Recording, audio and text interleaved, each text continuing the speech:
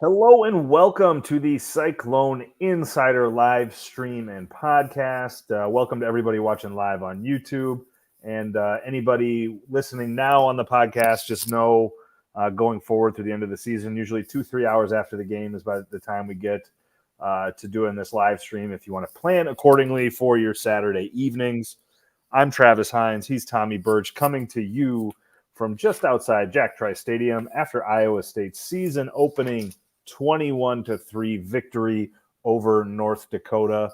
Plenty to like from Iowa State here, plenty to probably be concerned about, plenty to really not have an opinion about either, Tommy. I don't know that we're going to draw any grand conclusions. We are going to talk plenty about the game, plenty about everything that went right, but obviously the biggest issue coming out of this game for Iowa State is the availability of starting middle linebacker Caleb Bacon. Left the game in the first quarter, had to be helped off the field. They take him over to the training station. We see them wrap a significant ice pack on his left knee. Then he gets carted back to the locker room. Matt Campbell did not provide anything really in the way of an update about Bacon, but obviously I think there's probably real concern about what that injury is. And, we'll find out maybe in the next couple of days, but that's what's kind of casting a little bit of a pall over this victory. Yeah, I mean, that's obviously a huge blow for Iowa State's defense, potentially. It was a big blow just not having him out there today, where I thought there were several times where he was noticeably absent, not having him in that middle linebacker spot, where not only is he instrumental in just kind of making plays, but, it's the middle linebacker kind of spearheading everybody, getting them into position, making sure kind of everyone's where they need to be and stuff like that. And he's obviously a big leader of this team, an important guy on defense, and somebody that you definitely want to have in there going into a in-state rivalry game coming up next week. Yeah, and you'd have to go back and look at the tape to really get a good feel of it, but I feel like it's probably not an accident that Iowa State's 3 leading tacklers and 4 of their top 6 were defensive backs. Yeah. Jontez Williams, 11, Malik Verdun, 9, Bo Freeler, 8, which again, their secondary gets involved in the run game, but to me that is indicative of a linebacking crew that probably was not playing at the top of its game. It felt like they were very discombobulated after Caleb Bacon left. They played a ton of guys at those 3 spots, and it just never totally looked like they were all comfortable out there. The defense still played pretty well. I mean, there was the one long drive. There was third down issues, but they gave up 3 points. Again, we're not claiming the sky fell here. Yeah, but also it kind of goes back to that idea that what do you want going into this game? And we had talked about it on the Cyclone Insider radio show, where you kind of want to go out there and just flat out dominate and just feel really good going into that second game of the week, that everything is clicking offensively, defensively, special teams. You just have that big confidence boost going into it. And I don't think you're lacking confidence going into this game. I just don't think you gained a tremendous amount of it where you felt like, oh my God, Iowa State is right where we want them to be, right where they should be. But this is kind of the approach that we've traditionally seen from Iowa State coach Matt Campbell, his teams early in the season, where, you had referenced it, one of the last times we had seen kind of I don't want to say this was a clunker, but it was just not a great game. But one of the last times we saw one of those kind of clunker games, Iowa State went on to do some pretty special things during that season. The one thing that was really good, I thought, was the passing game. Rocco Beck, 20 and 26, 267, 2 touchdowns, no interceptions. Jalen Knoll, 8 for 135 and 1. Jaden Higgins, 5 for 75 and 1. And the first series of the game kind of tells the story, right? You go deep for 54 yards to Knoll, and then back that up 21-yard touchdown to Jaden Higgins. That's the offense, right? That is that is that offense operating at its elite level, where you have a really good quarterback in Rocco Beck slinging it to really, really good wide receivers. in Knoll and Higgins. And this was my column that'll be on either shortly here tonight or tomorrow morning, is that to me, that the offense is going to run through those three guys, certainly Rocco first among them, and then those two guys. And I thought it was telling, Tommy, that after the game, Campbell said in his press conference that they learned a lesson last year, that sometimes teams are going to stack the box and you got to pass.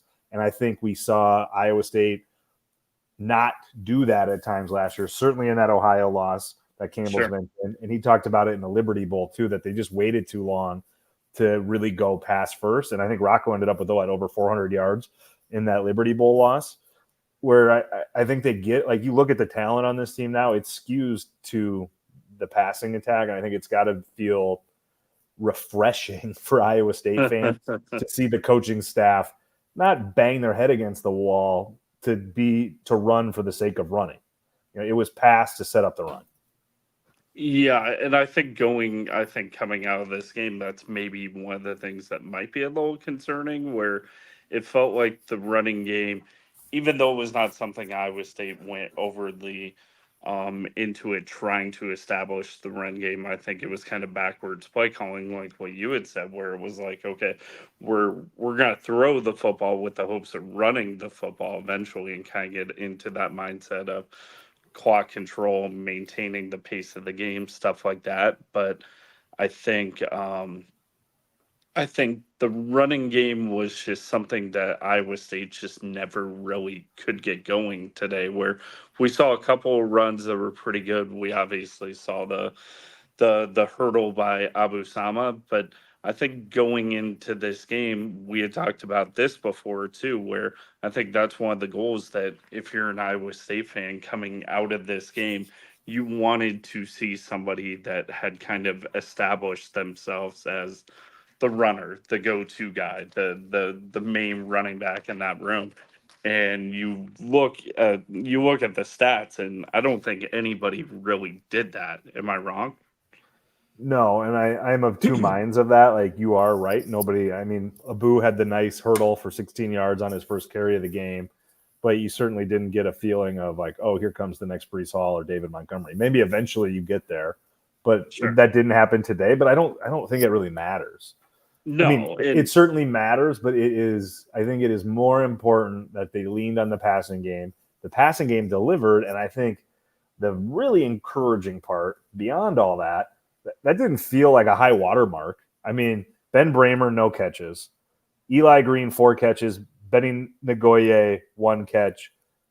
Isaiah Alston, 0 catches.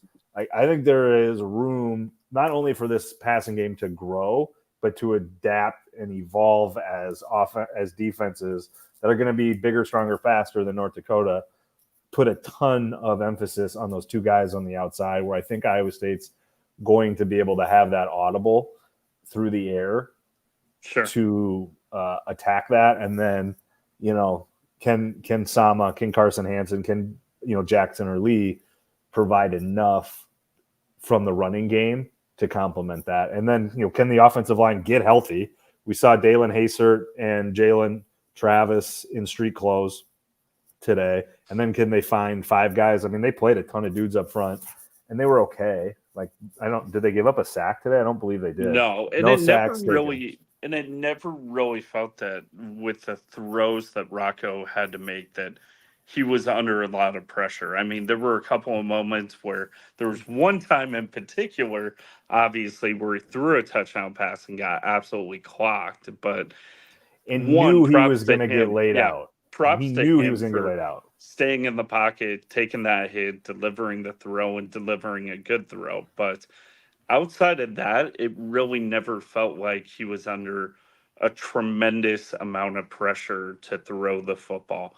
On the other hand, it never really felt like there were these giant holes either for Iowa State's running backs to kind of operate in too, which I think that's kind of essentially been the calling card for the offensive line over the last couple of years, where they're gonna have really good pass protection, but they're not going to open up those holes for the running backs. So I thought they were serviceable. I thought they were fine. There was nothing glaring wrong there, but also it's North Dakota. This is what you should do against North Dakota from that standpoint. Yeah, I was trying to look through the participation chart, so it was going to take me too long about how many guys they played up front. It was a lot. It was probably not 10, but it might have been 9. Well, and it was a warm day too. We had a lot of guys coming out of the game cramping too. It's the first game of the year too. And it's a game where you do want to try to get as many guys out there to get them experience, get them some reps, and get them that, kind of, um, you know, important opportunities to play early in the year. Yeah, and I mean, like, Jalen Travis and Dalen Haysert, could have been starters too, if healthy. Sure. I mean, Travis specifically, I think, you don't bring in him from Princeton with his size and experience and not hope he's a starter. I mean, that's the idea when you bring in a guy like that, that he's able to start. Well, Campbell didn't even come close to even lying about the injuries. He just kind of ignored answering a question about them. So hopefully we get some sort of clarity on Tuesday about that. Obviously, everybody watching this probably knows the likelihood of getting a ton of clarity, but maybe can always hold out hope. Defensively, really good bottom line for Iowa State. 23 play, 12-minute drive. Not ideal. Going, what were they on third down? It ended up not being totally horrible, but third down 11 of 20. Yeah. For North Dakota. And the big problem there is the 20, right? Too. Yeah. It was not like they were all, 3rd and 2, 3rd and 1. There were a lot of 3rd and 5, 3rd and 8, 3rd and 9s, and they were converting some pretty important plays. So, I mean, that drive, that was not the only drive, too. It seemed like there were 2 really long drives that they just marched the ball with complete will and absolutely no problems whatsoever, where you look at the game and you're kind of like, man, how did they muster together only 3 points? But then you look at it too, even that drive where they only got 3 points out of it, Iowa State was this close to getting a turnover too. Where how close? This close. Really close. Yeah, really saying close. Very, very quite close for y'all not watching on the YouTube. Really close. So, I mean, I think that's important to note to know too, is that 2 things. 1, Iowa State didn't give up the football, and 2, they won the turnover battle. So, yeah, I think all things considered, an encouraging game from Iowa State. Certainly not encouraging, but not like, oh my God. I don't think you walk away from this game scared, but I don't think you walk away from this game feeling, oh my God, great about things, especially when the game started the way it did. Yeah, I think it's encouraging in that it wasn't a disaster or that you had to sweat it out in the fourth quarter. You had to sweat it out for a while. Yeah, not in the fourth quarter, though. No, sure. And like North Dakota really never threatened. Like they were mildly like within shouting distance, but it never felt like that was really in doubt. And I think, and now is the challenge that is the challenge every single year, and the challenge that Iowa State has failed all but one time under Matt Campbell, and that's Iowa. And we got to watch bits and pieces of it from the press box today. That defense looks like an Iowa defense. And I'm not going to go nutty over the 40 points they scored against Illinois State because they looked terrible in the first quarter that we got to watch. But it's a whole different ballgame on Saturday in Kinnick against an Iowa team that has real college football playoff aspirations, has an absolute badass defense, and a work in progress or an unknown offense.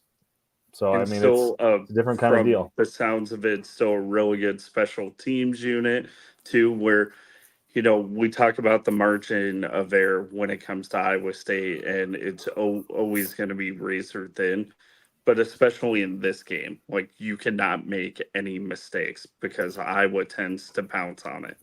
And we still don't know anything about Kyle Conradi, right? Like he didn't attempt a field goal today with 2 or 3 for 3, on extra points, which is better than any like the alternative. But that if he attempts his first career field goal attempt could come in Kinnick Stadium against Iowa, like that, not the easiest of situations there for a redshirt freshman. Yeah, not the most ideal situations, especially too where I've talked to so many kickers over the years where they've said, the Iowa student section is right on top of you at Kinnick Stadium when you're warming up, and they'll be on you every step of the way. So that would have been one of those kind of boxes you would have wanted to have checked today. Yeah, I mean, and like ultimately, like that game is gonna be. I mean, it's probably going to be turnovers and special teams, right? Like, Yep. Can Iowa State take care of the ball? Can you not help out that Iowa offense? Like, they put up 30 some in the second half. I don't think that they in their deepest of hearts, they don't. I'm guessing believe that they're the greatest show on turf right now. Sure. If you can not give them great field position and make that offense work, I think that probably helps your chances tremendously. Because I guess colored me still a skeptic on how good that Iowa offense will be. We'll see, I guess. I mean, 60 minutes against Illinois State probably shouldn't sway you too much in one direction or the other. But if Iowa State can protect the football in Kinnick, I think that'll go a long way because that defense is going to try to be setting up that offense or put points on the board. Well, that's going to be the key. That's always the key when it comes to Iowa State is just protecting the football and making less mistakes than Iowa does. Fewer mistakes than Iowa does, but because that's seemingly been the difference maker in most of these Cy-Hawk games is who has not made the big mistake, and it's usually been Iowa State that does. Yeah, Cyclones 1-6 against Kirk Ferentz's Hawkeyes. Kirk Ferentz presumably back on the sideline on Saturday in the Cy-Hawk game after being suspended today for a self-reported recruiting violation. DesMoinesRegister.com, Tommy wrote about Caleb Bacon's injury. I've got a couple columns up there, one about kind of feeling like, who knows about this Iowa State team after today. Lots of good, some bad, a lot of we don't know.